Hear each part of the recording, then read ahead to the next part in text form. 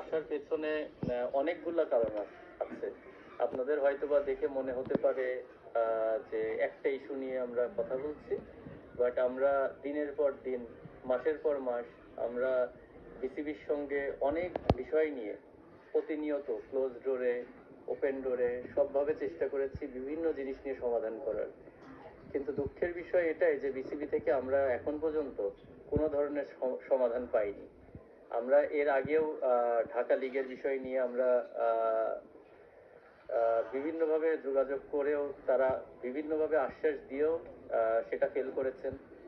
তারপরে আমরা যতগুলা ইস্যু না হলে 15 থেকে 20টা ইস্যু নিয়ে আমরা বিসিবির কাছে প্রতিনিয়ত গিয়েছি, কিন্তু বিসিবি থেকে আমরা নট এ সিঙ্গেল সাবজেক্ট যেটার আমরা সমাধান পেয়েছি। তো এটা খুবই দুঃখের বিষয়। আর সবকিছুরই একটা লিমিট আছে। আমার মনে হয় লিমিটটা ক্রস করে গেলে